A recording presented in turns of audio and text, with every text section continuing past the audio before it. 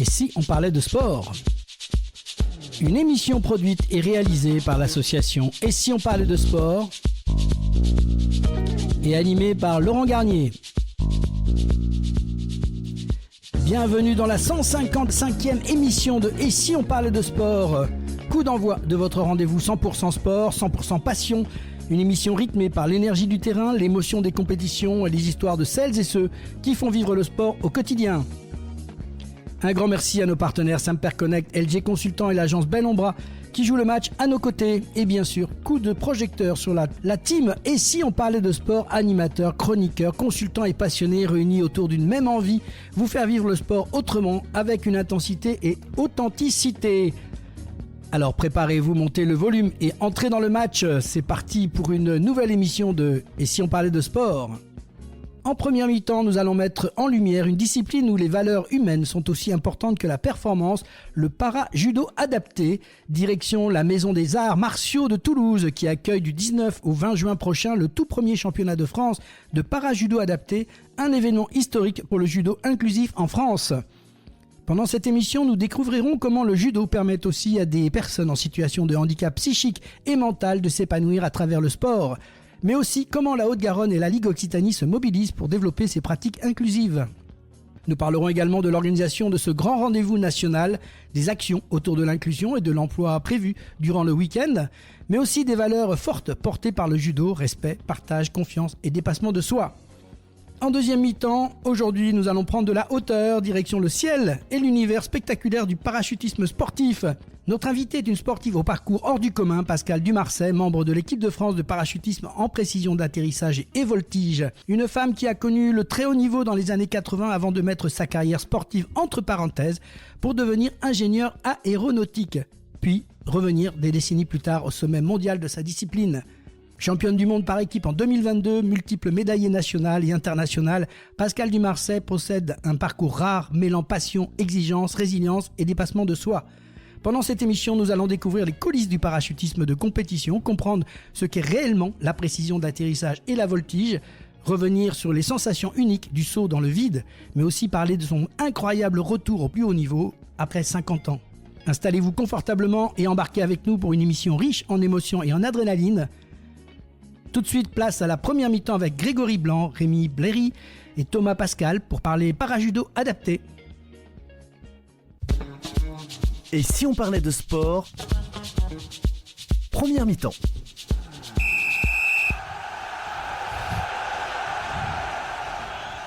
Retour sur le plateau de Et si on parlait de sport, nous allons parler d'un sujet fort, inspirant et profondément humain, le parajudo adapté. Un judo qui dépasse largement le cadre du combat ou de la compétition pour devenir un véritable outil d'inclusion, de confiance et d'épanouissement. Cette année, la région Occitanie va vivre un moment historique puisque Toulouse accueillera le 19 et 20 juin prochain le tout premier championnat de France de para-judo adapté à la Maison des Arts Martiaux. Un événement national inédit qui réunira les judokas en situation de handicap psychique et mental venus de toute la France, mais aussi des acteurs du monde sportif, éducatif et professionnel autour des valeurs du judo et de l'inclusion. Pour en parler, aujourd'hui, 3 invités sont avec nous. Grégory Blanc, qui est le président du comité Haute-Garonne de judo, Rémi Bléry, conseiller technique fédéral de la Haute-Garonne, et Thomas Pascal, qui est référent para-judo pour la Ligue Occitanie. Bonjour à tous les 3. Bonjour. Merci, Bonjour Laurent. Merci en tout cas d'être avec nous dans Si on parlait sport. Alors avant de rentrer un petit peu dans cet événement historique, je vais vous demander à chacun de vous présenter rapidement. On va commencer par Grégory. Qui est Grégory et quel est son parcours dans le judo ? Alors Grégory, il est président de la Haute-Garonne depuis bientôt 2 ans. C'est un passionné de judo et surtout un bénévole dans l'âme en fait. Voilà. Rémi, même question. Quel est ton rôle au quotidien ? Alors au quotidien, je m'occupe notamment de la vie du judo dans toute la Haute-Garonne, que ce soit l'organisation des événements, le développement et surtout l'accompagnement des clubs, des professeurs et des bénévoles qui font vivre le judo au quotidien. Et toi aussi, t'es tombé dedans tout petit ? Tombé dedans tout petit par mon père qui m'y a mis à 5 ans. Ah oui, quand même. Oui, ça fait maintenant quelques bientôt années. 25 ans que je pratique le judo. C'était hier, quoi. Thomas, est-ce que vous êtes particulièrement impliqué dans le développement du para-judo en Occitanie ? En te présentant un petit peu, quelle est ta mission en même temps ? Alors, bonjour. Je suis en charge du développement du para-judo sur la région Occitanie. Je suis conseiller technique fédéral. Mes missions sont dans plusieurs thèmes. La formation, le développement et la mise en place d'animations. Et aussi passionné de judo depuis tout petit. Tout à fait, j'ai commencé à 6 ans comme tout le monde. Voilà, donc on n'a que des judokas autour de la table. Le parajudo est un sport inclusif. Quand on parle de parajudo, beaucoup de personnes ne savent pas exactement ce que ça représente. Thomas, est-ce que tu peux nous expliquer exactement qu'est-ce que le parajudo ? Alors, le parajudo, alors déjà on va parler de sémantique. Le parasport... Parle simple pour nous, on a besoin de comprendre. Bon, le parasport, c'est tout handicap confondu. Anciennement, il y a 2 fédérations qui étaient historiques, la fédération handisport et la fédération sport adapté. Handisport, c'était l'handicap sensoriel et physique, et adapté, c'était l'handicap cognitif. En 2017, la Fédération française de judo a récupéré la délégation anciennement handisport. Donc on avait en charge la mise en place de la détection du championnat de France et de l'organisation des sélections pour les Jeux paralympiques. Depuis 2025, le 22 décembre 2025 exactement, la Fédération française de judo est à la délégation du para-judo adapté, qui était anciennement sport adapté. Donc vous avez tout récupéré finalement alors. Exactement, on a tout. On est structuré. La Fédération française de judo a mis en place des conseillers techniques comme moi dans chaque région, ce qui a permis d'ailleurs d'avoir cette délégation et de pouvoir mettre en place des projets de développement. Alors, on a récupéré ça en décembre. C'est tout récent quand même. Voilà, c'est tout récent. On doit tout organiser là pour la fin de saison, mais c'est de très bon augure. D'où l'idée d'organiser des événements comme on en parlera tout à l'heure. Qu'est-ce que le judo apporte à ses pratiquants au-delà du sport, Thomas ? Toutes les vertus du sport. Moi, ce que j'apprécie le plus, c'est que c'est pour moi un réel outil pédagogique pour nos clubs. À mon sens, l'handicap doit passer par l'inclusion. L'inclusion, je vais même dire que c'est une obligation, c'est une loi aujourd'hui. Toute personne qui est en situation de handicap peut aller n'importe où et on doit l'accueillir correctement. Après, mon rôle à moi, c'est justement faire en sorte que les clubs accueillent pour le mieux ces personnes en situation de handicap. Ça change un peu le regard quand même par rapport à ça. Les judokas qui voient arriver, ces judokas qui sont en sport adapté ou en handisport, est-ce qu'il y a un regard particulier ? Tout à fait. Alors l'handicap a énormément, le visuel de l'handicap a énormément changé un peu avant les Jeux Olympiques de Paris.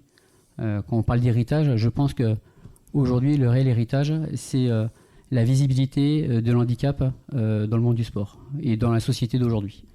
On va passer maintenant à cet événement historique puisqu'on parle de sport adapté et Grégory, tu vas nous parler un peu de ce comité d'Haute-Garonne qui va accueillir le tout premier championnat de France de judo adapté le 19 et 20 juin. C'est un moment important finalement.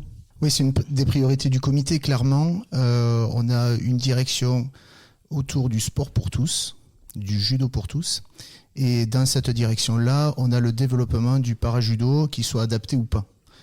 Voilà, donc ça c'est vraiment une des priorités de notre comité et on veut que chaque personne puisse trouver sa place dans le dojo. Et notre première action, elle a commencé dès la première saison l'année dernière, au mois de mai 2025, où on a organisé le premier parajudo tour, c'est l'itinéraire des champions dédié aux paras. Et donc on avait la présence de champions, Cyril Jonard et Elios Lachumanaya, qui étaient venus animer toute une journée avec nous. Et là, cette année, vous lancez carrément le championnat de France. Oui, c'est la deuxième étape, le deuxième étage de la fusée pour nous. C'est un honneur. C'est aussi le fruit du travail qu'on fait et qu'on démontre et notre capacité à savoir organiser des grands événements qu'on a déjà démontré auprès de la fédération. Et donc la fédération nous fait confiance là sur cette organisation le 19 et 20 juin. Donc pour nous, c'est très important puis c'est historique pour la fédération, comme l'a expliqué Thomas. Alors pourquoi Toulouse et la Haute-Garonne ont-elles été choisies, Rémi ?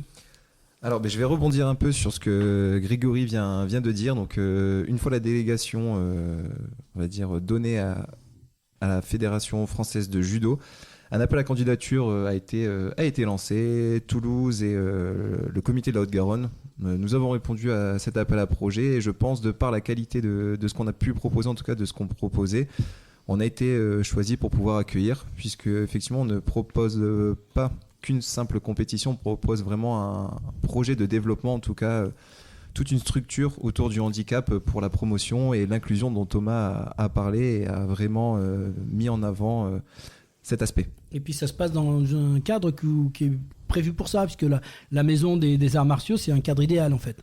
Effectivement, la maison des arts martiaux, c'est vraiment le cadre idéal. On a quasiment 800 mètres carrés de tapis pour accueillir du monde.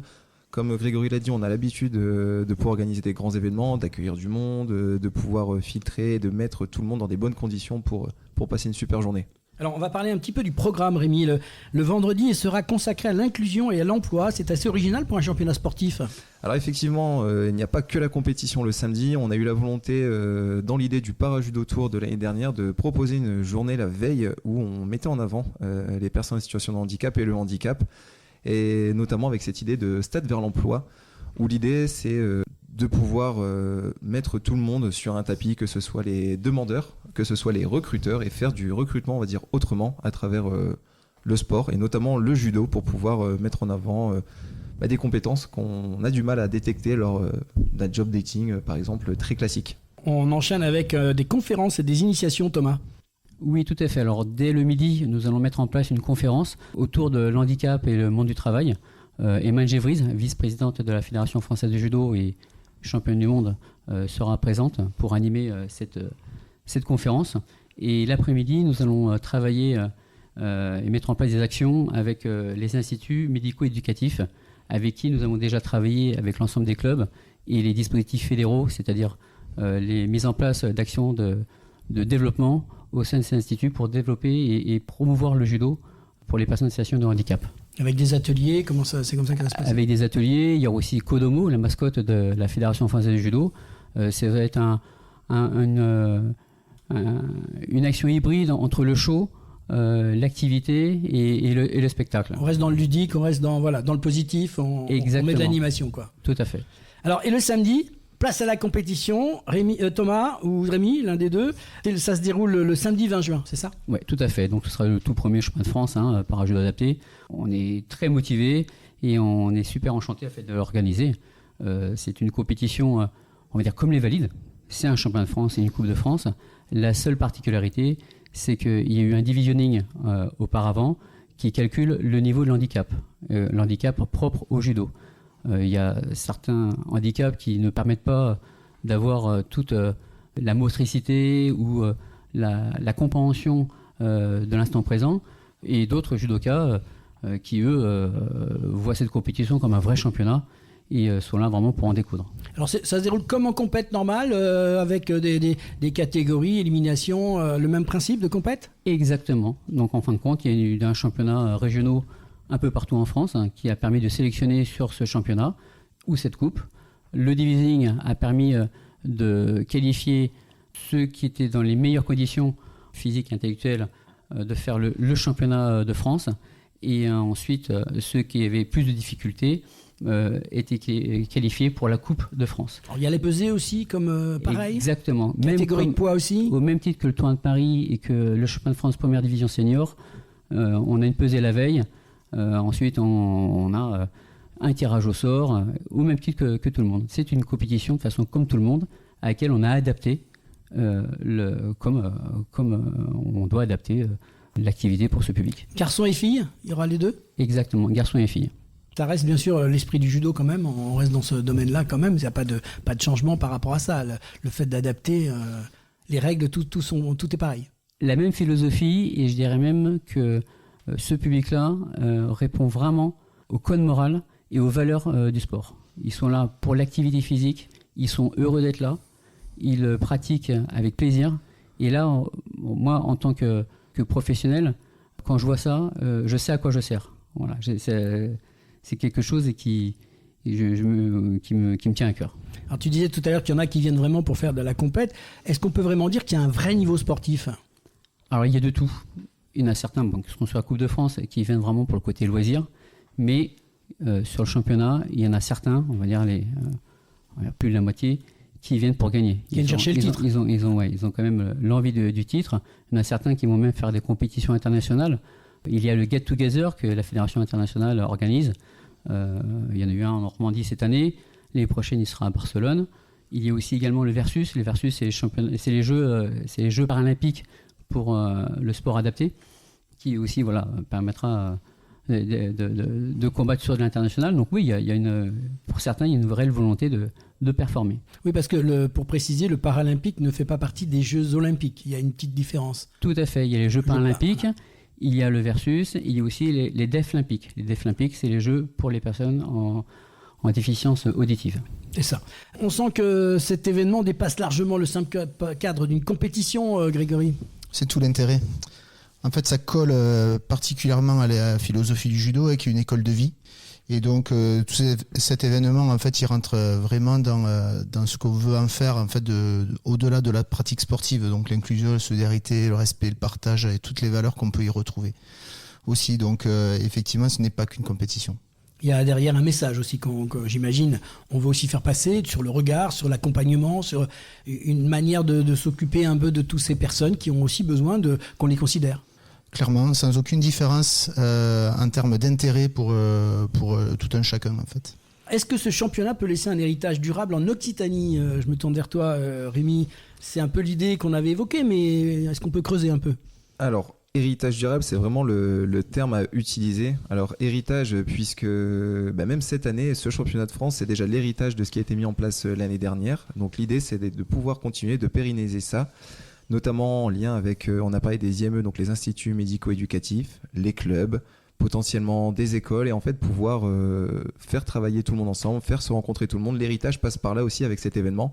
Et durable, puisque, effectivement, on va dire que l'Olympiade dure 4 ans, donc on va dire que les élus, que tout le monde, le projet est là pour 4 ans. L'idée, c'est que ça se perdure, que ça continue et qu'en fait, les clubs, eux, par contre, sont toujours là et que ça puisse, d'ici 1, 2, 3, même 10 ans, que ça puisse être encore là et surtout se démocratiser et pouvoir se développer. C'est un message fort qu'on envoie aussi aux familles qui ont sûrement des enfants dans ces situations-là et qui peuvent peut-être trouver à travers ce que vous proposez un débouché à leur hésitation à accompagner leurs enfants.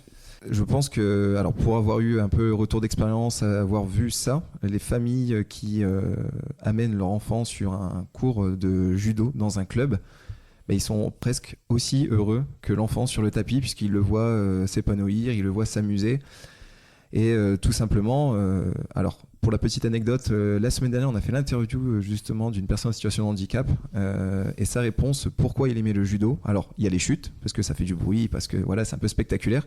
Il nous a surtout dit les amis. Et il s'est tourné vers ses camarades derrière et il les a regardés. Et effectivement, donc cette réponse était très poignante et on voit tout l'intérêt de pouvoir inclure les personnes en situation de handicap avec les personnes valides. Thomas, il reste encore beaucoup de travail pour développer le parajudo ? Toi qui es en plein dedans. Alors, en effet, il y a beaucoup de travail, mais beaucoup de travail a été fait.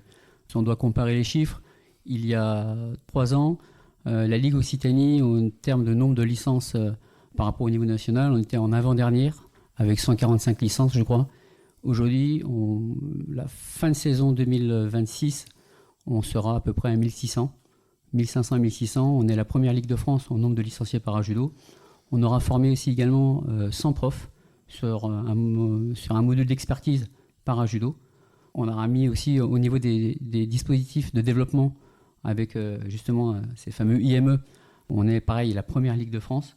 Donc maintenant, il faut pérenniser tout ce travail-là et continuer à former et à développer. Et maintenant, ce que je souhaiterais, c'est détecter des futures pépites, aussi bien sur les déficients visuels et auditifs, et aussi sur le parajudo adapté pour représenter la Ligue Occitanie sur le haut niveau.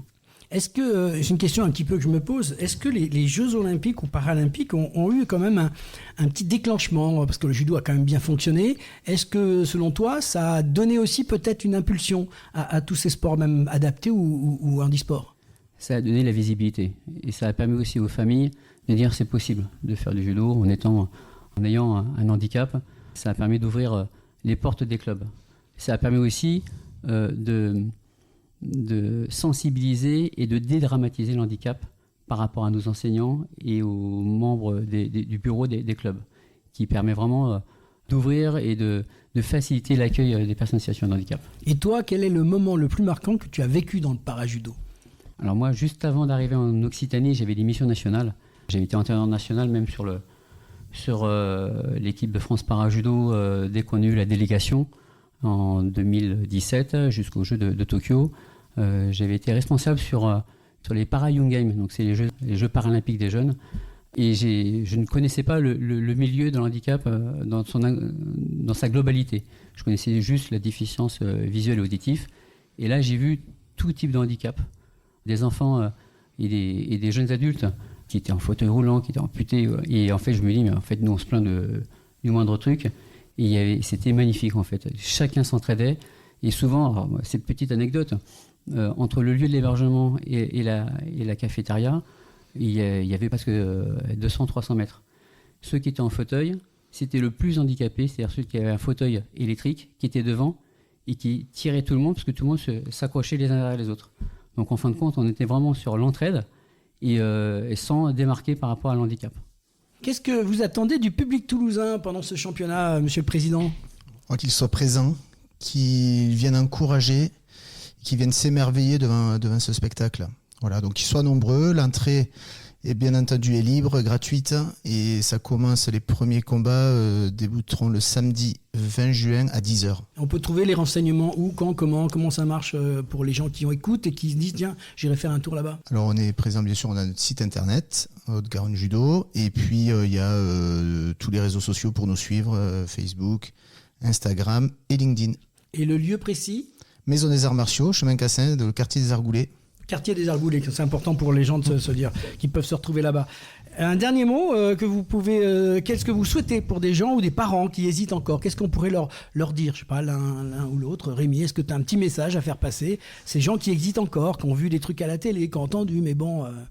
Justement, de ne plus hésiter, de passer le pas. C'est quasiment certain qu'il y a un dojo quasiment à côté de chez eux. Le judo est très bien implanté, les dojos sont bien implantés. Il faut passer le pas de la porte du dojo, aller discuter avec le professeur, tout simplement. Les professeurs sont formés, Thomas l'a dit, il y en a eu encore de nouveaux de formés. Et c'est vraiment, pour moi, le judo, même le sport en général, on peut parler, c'est l'émancipation pour ce public-là. Créer du lien social, niveau moteur, c'est génial, il n'y a rien de mieux que le sport. Donc c'est foncez. Et Thomas, toi qui es à fond dedans, qu'est-ce que tu peux se souhaiter ou qu'est-ce que tu peux envoyer comme message, peut-être aux parents même, tout simplement ? Nous sommes prêts à vous accueillir. On a tout mis en place pour vous accueillir dans les meilleures conditions. La fédération a l'envie d'être la première fédération de clubs inclusifs. Donc on est prêts. Et le dernier mot, Monsieur le Président, en direction des parents, le public que tu touches tout au long de l'année ? On n'hésitait plus, pour choisir un sport, prenez le judo. Merci à tous les trois d'être venus dans Et si on parlait de sport ? On retiendra aujourd'hui que le judo est bien plus qu'un sport de combat. C'est un formidable outil d'inclusion, de respect, de dépassement de soi. Le premier championnat de France de judo, para-judo adapté se déroulera, je le répète, le 19 et 20 juin 2026 à la Maison des Arts et Martiaux de Toulouse. Un rendez-vous historique pour le sport inclusif en France et un événement à découvrir absolument. C'était Et si on parlait de sport, la première mi-temps avec Grégory Blanc, Rémi Bléry et Thomas Pascal. C'est la mi-temps. On se retrouve dans quelques instants pour la deuxième mi-temps avec Pascal Dumarsène. Ne bougez pas, retour rapide au vestiaire et on reprend notre souffle. Et si on parlait de sport, mi-temps.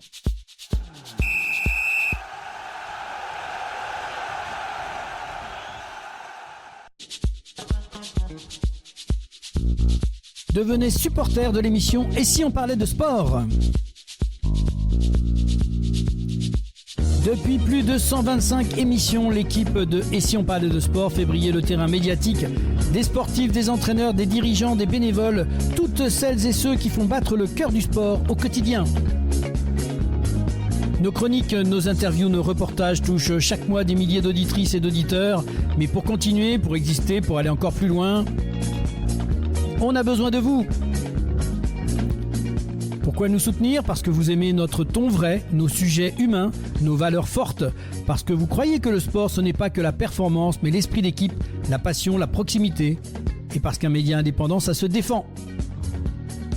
Alors avec votre soutien, on peut continuer à produire chaque semaine, donner la parole aux acteurs du terrain et lancer de nouveaux formats encore plus forts. Alors rejoignez le club des supporters de l'émission. Ici, pas de minimum, pas de maximum. Chacun donne ce qu'il veut, ce qu'il peut. Un simple clic sur et si on parlait de sport.fr ou sur Hello Asso. Et bienvenue dans l'équipe. Allez, on compte sur vous, devenez supporter de l'émission Et si on parlait de sport et faites partie de l'équipe qui fait vivre la passion du sport partout en France.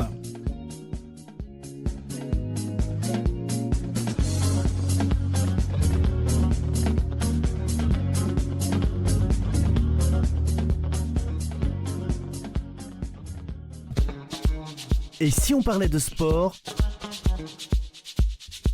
Deuxième mi-temps. Et retour sur le plateau de Et si on parlait de sport, nous prenons de la hauteur en découvrant l'univers spectaculaire du parachutisme sportif. Notre invité, Pascal Dumarsais, membre de l'équipe de France de parachutisme en précision d'atterrissage et de voltige, possède un parcours hors du commun. Ancienne sportive de haut niveau dans les années 80, devenue ingénieure aéronautique, elle est redevenue plusieurs décennies plus tard au sommet mondial de sa discipline avec un titre de championne du monde par équipe en 2022. Dans cette mi-temps, nous allons parler sensations, précision, compétition et revenir sur cet incroyable parcours entre passion, résilience et dépassement de soi. Bonjour Pascal.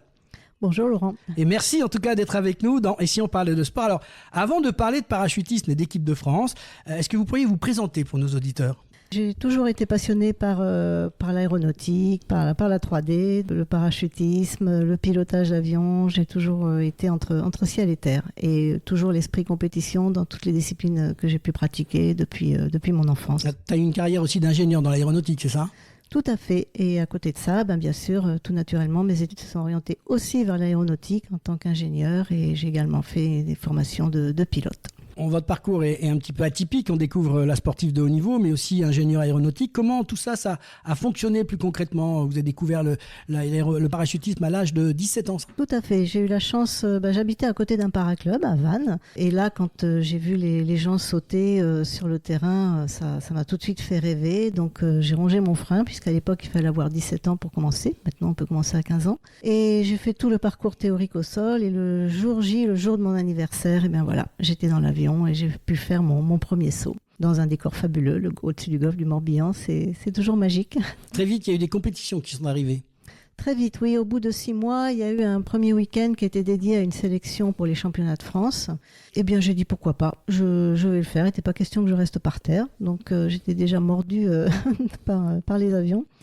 Donc, j'ai fait cette sélection et j'ai été sélectionnée tout de suite pour mes premiers championnats de France en junior. Et alors, en parallèle, vous étiez en classe préparatoire scientifique afin d'intégrer l'ENSICA à Toulouse.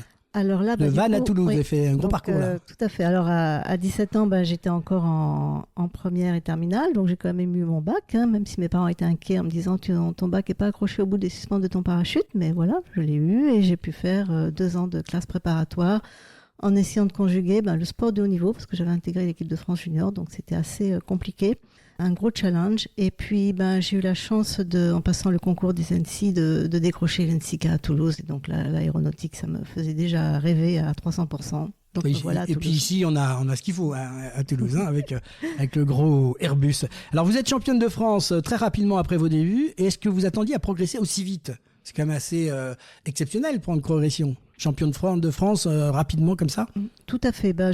Moi, j'ai toujours eu l'esprit compétition, donc ça allait avec ma mentalité, c'est clair. Maintenant, non, je m'attendais pas à progresser aussi vite et avoir 3 titres de championne de France junior 1 an et demi après avoir commencé, c'était juste magique, un beau rêve.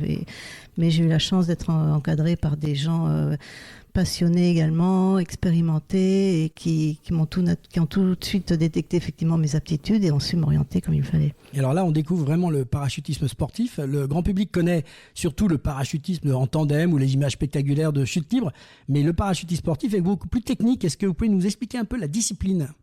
Alors, je vais faire le focus sur ma discipline. Alors, nous, on en pratique 2. La précision d'atterrissage, qui est une discipline qu'on appelle sous voile. Donc, il faut se poser avec précision sur une petite cible qui fait 2 cm de diamètre. Et après, les juges regardent au centimètre près à combien on a posé notre talon.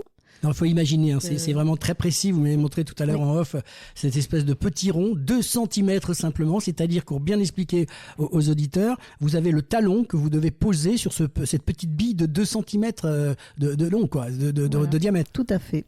Sachant qu'au départ, on part à 1000 mètres de hauteur. Voilà, on se largue à 1000 mètres en équipe de 5 coéquipières en l'occurrence pour les filles.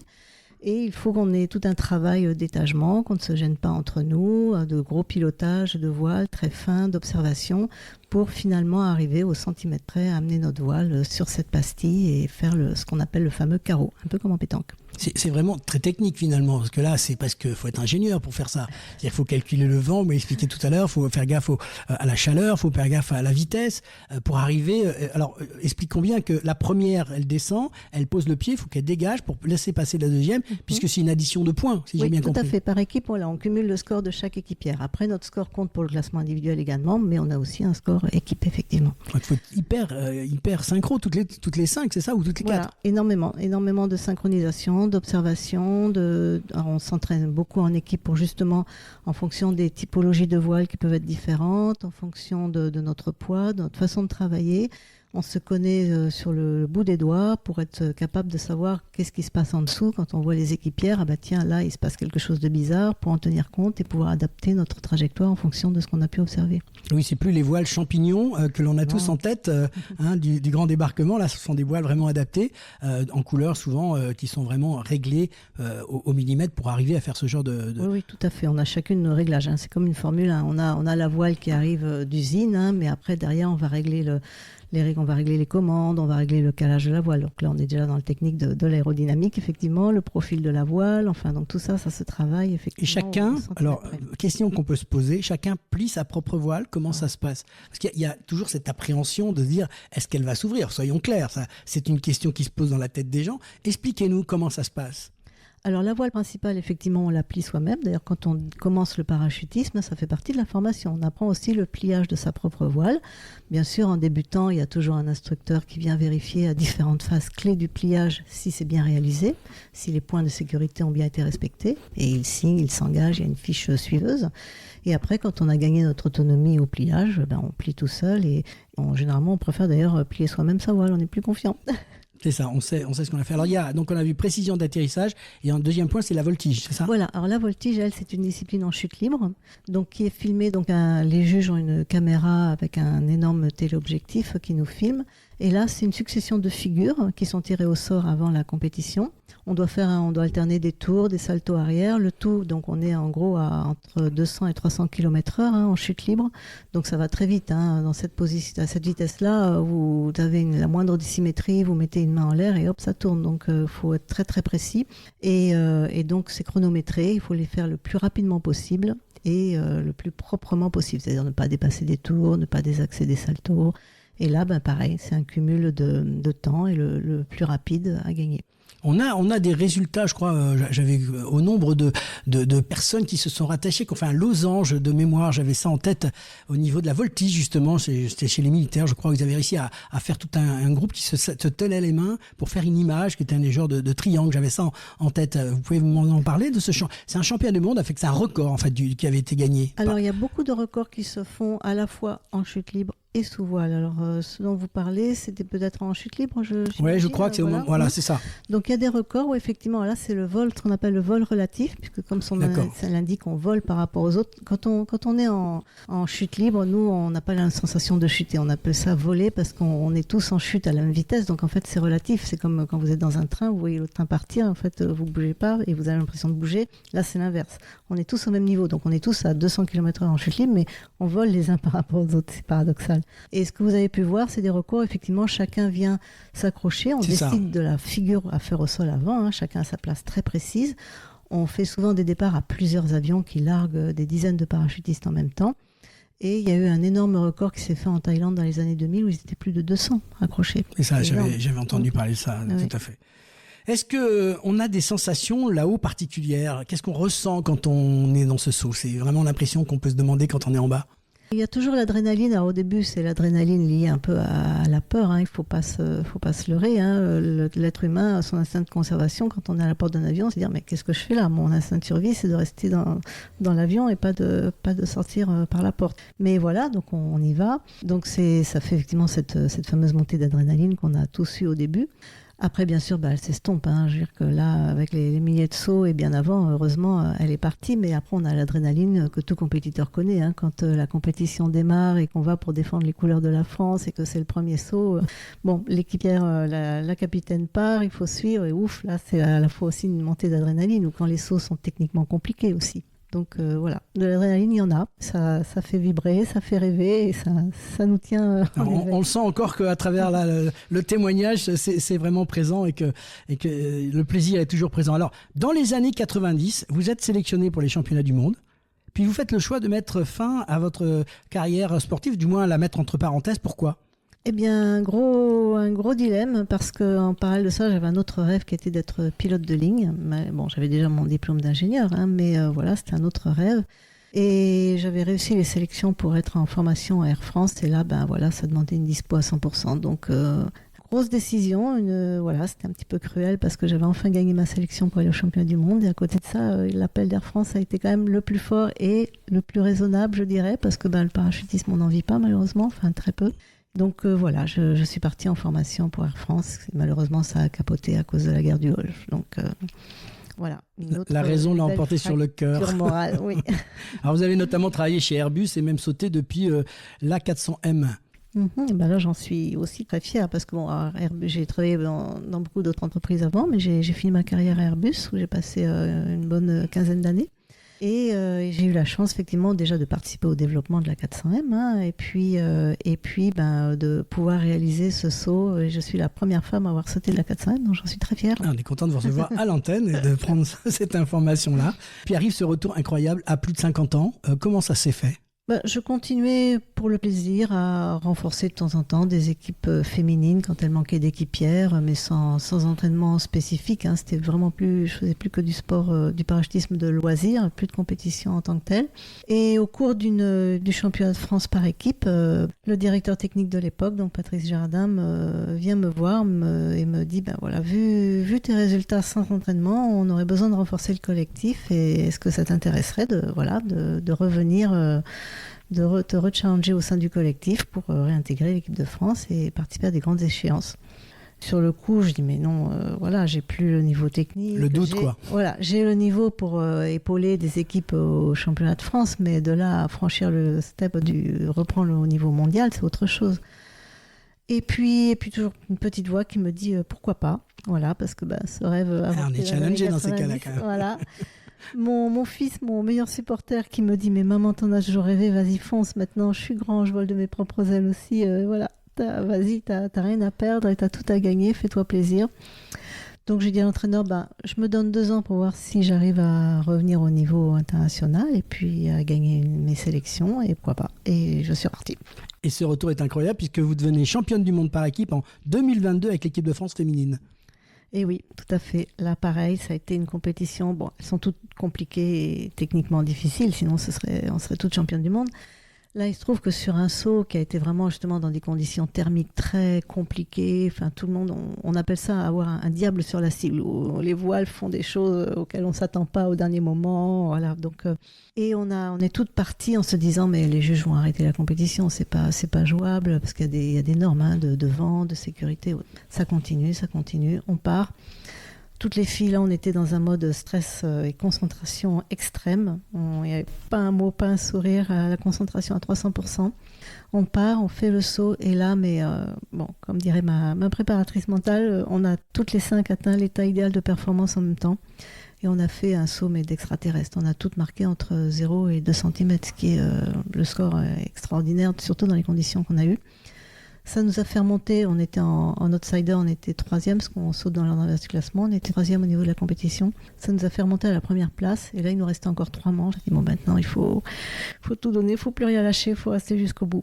Et on a tenu jusqu'au bout. On parle de 3 manches, c'est-à-dire qu'il y a 3 sauts différents. Comment ça se passe ? Un championnat du monde, toutes les compétitions se passent sur 8 manches au total, donc on réalise 8 manches. Donc là c'est à la 6e manche qu'on a fait ce saut extraordinaire. Et donc après, il nous reste encore 2 sauts pour réussir à tenir le cap. C'est des manches qui ne se font pas le même week-end. Ça on peut faire 2 à 3 sauts dans la journée. C'est ça. Voilà, ça dépend. Voilà, parce qu'il y a les garçons, il y a les équipes garçons, les équipes féminines, il y a les équipes, il y a les juniors également. Donc, et puis ils alternent la voltige, la pression d'atterrissage. Donc le déroulé d'une compétition, c'est à la discrétion des juges qui le font au mieux des conditions aérologiques du moment. Donc on peut être amené. Et du coup, d'ailleurs, on On a fait ce 6e saut, on est remonté en tête de classement. Et les sauts d'après, il a fallu en faire un. On a attendu une journée à chaque fois pour repartir. Donc beaucoup de stress sur les derniers jours de la compétition. Alors, c'est un titre qui a sans doute une valeur particulière après toutes ces années. Ah bah oui, parce que là j'étais allée au bout de mon rêve, voilà. Et quand on se pose au dernier saut, et là, en plus moi j'étais la dernière à poser, donc je ne connais pas le score de mes équipières. Je vois de haut qu'elles sont sur la galette, mais elles peuvent faire 5 cm au carreau, ou même 10, on le voit pas ça. Et là je me pose, et tout le monde qui applaudit, et voilà, des hurrahs partout, ça y est, on est championne du monde. Et là, j'en ai encore des frissons, on sort de la cible, on sait qu'on a gagné, qu'on a tout donné. Donc on peut remercier le fiston quand même, parce qu'il a eu le nez creux de pousser sa maman quand même. C'est ça. Alors comment on s'entraîne aujourd'hui pour rester au niveau mondial dans une discipline aussi exigeante? Quelques tuyaux quand même. C'est toujours une bonne condition physique, hein, c'est sûr, puisque voilà, il faut quand même si physiquement c'est pas, voilà, on ne demande pas d'être un musclore, on ne demande pas d'être trop baraqué, mais c'est pas non plus un sport d'endurance, hein, ça se passe très vite. Donc ce qu'il faut, c'est une bonne condition physique, avoir bien sûr la tonicité musculaire pour tenir sa voile, ça il faut des bras, hein, comme on dit, donc ça c'est important. En voltige, il faut une bonne sangle abdominale, des abdos. Et puis après, la réception opposée, même chose, c'est assez tonique, hein, c'est comme si vous sautiez du haut d'une table, donc il faut savoir se réceptionner et être tonique, mais une bonne condition physique, voilà, qu'on maintient, et ça suffit. Et ça, vous le faites régulièrement? Voilà. Il y a un rythme particulier, il y a un style d'entraînement particulier Non, là c'est vraiment très personnel, hein. Le coach, lui, est là que pour nous entraîner techniquement sur des stages 1 semaine par an, mais après toute la condition physique, c'est du perso. Donc c'est à nous de se prendre en main et de faire en fonction de notre corps, hein. Moi je m'entraîne pas là maintenant à 62 ans comme des jeunes de l'équipe qui en ont une vingtaine. Donc chacun fait en fonction effectivement de son organisme, de sa bobologie aussi, parce que des fois avec des chocs ou autres on peut avoir quelques séquelles. Et voilà. Alors, vous comptabilisez aujourd'hui plusieurs milliers de sauts. Est-ce qu'on garde encore, on en a un peu parlé, mais une forme d'appréhension quand même avant de sauter? C'est-à-dire qu'on ne part pas la fleur au fusil, il y a quand même, il faut passer la porte.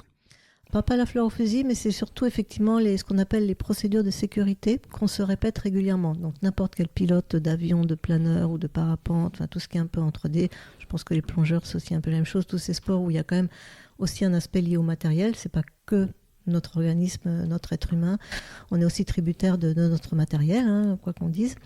Donc s'il se passe quoi que ce soit, on a des procédures de secours à réaliser. Donc on se les répète régulièrement, on fait la gestuelle, hein, la mécanique avec les procédures, les poignées à ouvrir en fonction, la séquence à mettre en place, comme un pilote qui va aussi d'avion de chasse qui va aussi faire toute sa séquence pour s'éjecter. Nous c'est pareil, pour libérer notre voile principale si elle n'a pas bien fonctionné, et pour et ouvrir la réserve après. Donc oui, ça on le répète régulièrement, et dans notre tête et gestuellement, pour ne pas perdre une fraction de seconde le jour où quelque chose arrive, parce que ça peut être précieux. En fait, c'est une qualité d'humilité qu'il faut avoir, se dire que voilà, il faut en passer par là, et ça fait partie du jeu, quoi. Oui, tout à fait. Il faut être vigilant. On ne monte pas dans un avion comme on prendrait son vélo, et encore, je pense que c'est assez dangereux maintenant aussi de prendre son vélo, mais voilà, il faut être attentif à tout ce qui se passe, et surtout rester effectivement humble. Si on sent que physiquement on n'est pas en forme et que ça va pas, il vaut mieux rester par terre et regretter de ne pas avoir sauté, plutôt que d'être parti et de ne pas avoir pu être au top de sa forme et bien réagir en fonction des circonstances. Comment voyez-vous l'évolution du parachutisme aujourd'hui en France? En France, il n'y a pas de particularité, je dirais, par rapport aux autres pays. La problématique qu'on a maintenant, on en parle beaucoup en ce moment, hein, le coût de l'énergie. Donc le prix des sauts ne fait qu'augmenter. C'est quand même un sport qu'on commence assez tard, hein, pas avant 15 ans maintenant. Donc il faut savoir recruter les jeunes. C'est un âge où ils sont assez volatiles maintenant, donc c'est un peu compliqué. Donc on a aussi des moyens de les capter, notamment en pression d'atterrissage. On en récupère beaucoup. Notre pouponnière, c'est le parachutisme ascensionnel, où on fait monter les gens au bout d'un câble à 100-200 mètres de hauteur. On largue le câble, un peu ce que vous voyez sur les plages où on voit les parachutes ascensionnels. Et là, ils viennent se poser sur la cible comme nous, saut d'avion. Donc ça nous amène des jeunes, parce qu'ils commencent à 12 ans. On a aussi la soufflerie, qui amène aussi des plus jeunes, qui peuvent commencer plus tôt. avoir un peu les sensations en chute libre. Et après, quand on les met d'avion, ils savent déjà se gérer en l'air et ça vaut de l'or. Donc, à tout point de vue, parce que déjà, on n'est pas tributaire de la météo, c'est moins cher, c'est accessible aux plus jeunes. Donc, on essaye d'amener des gens sur ces disciplines, sur nos disciplines en tout cas, en chute libre et sous voile, grâce à ces deux outils. Et voilà, et après, il faut motiver. Voilà, l'avantage du parachutisme, c'est que, on a parlé de ma discipline, mais il y en a plein d'autres. Le ciel, c'est un immense terrain de jeu en 3D, et des disciplines en chute libre, il y en a plein. Il y a le free fly, il y a la wingsuit, il y a après, on a sous voile le voile contact, le canopy piloting, la pression d'atterrissage. Enfin, les plaisirs sont variés. C'est comme en montagne. Quand vous parlez de ski de fond, de ski de vitesse, de snow, ça n'a rien à voir. C'est dans le même élément, mais voilà, c'est juste un immense terrain de jeu. Alors le parachutisme reste parfois impressionnant quand même pour le grand public parce qu'il faut oser quand même, parce que j'ai envie de dire passer la porte. Qu'en diriez-vous à quelqu'un qui hésite à essayer ? Il faut surtout pas hésiter. Il faut faire un premier saut, ça, on peut pas le décrire parce que voilà, il faut le vivre. Donc je pourrais en parler pendant des heures, mais tous les amis que j'ai convaincus de faire le grand saut ne l'ont jamais regretté. Ils sont tous arrivés le sourire aux lèvres, la banane d'une oreille à l'autre. Et clairement, voilà, il faut oser le faire parce que c'est un autre élément. Notre corps n'est pas habitué, on est des terriens, on a toujours les deux pieds sur terre. Et se retrouver en 3D sans rien autour de soi, parce que dans un avion, il y a une carlingue. Là, non, on est vraiment en contact avec l'air. Et vous imaginez quand vous mettez la main à l'extérieur d'une portière de voiture à 200 km/h, là, c'est tout notre corps qui est porté par cet air. Donc, on n'est pas en chute, on vole. Et ça, c'est magique.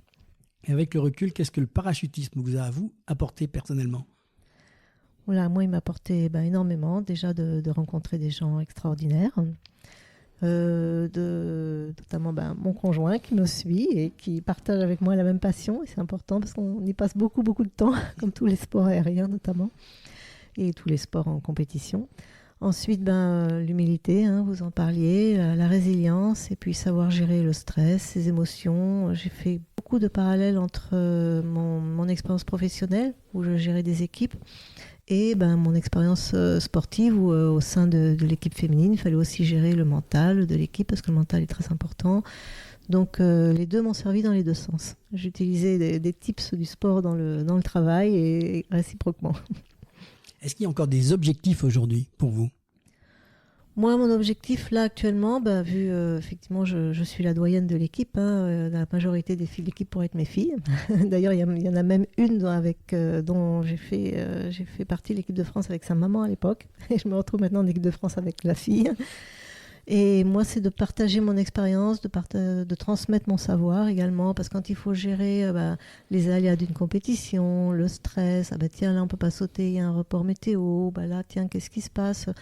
Canaliser des fois les humeurs des unes et des autres. C'est voilà, cette sagesse, entre guillemets, cette expérience que j'ai pu avoir au fil des années et des compétitions, et essayer d'apporter tout ce savoir, le technique également, puisqu'on a aussi des façons de travailler qu'on peut transmettre. Le coach est là pour ça, mais toute expérience, tout conseil est bon à prendre, donc transmettre. Voilà, moi c'est mon plaisir, tout en étant encore au terrain et partagé, parce que ça, je pourrais pas transmettre en restant au sol.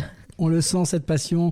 Merci beaucoup Pascal d'avoir partagé avec nous ce parcours exceptionnel entre le ciel, sport de haut niveau et aéronautique. Votre histoire montre qu'il n'y a pas d'âge pour relever des défis et revenir au sommet mondial avec passion et détermination. C'est la fin de cette deuxième mi-temps avec Pascal Dumarsais, membre de l'équipe de France de parachutisme en précision d'atterrissage et voltige, championne du monde par équipe et passionnée du ciel depuis plus de 40 ans. C'était un plaisir de vous recevoir.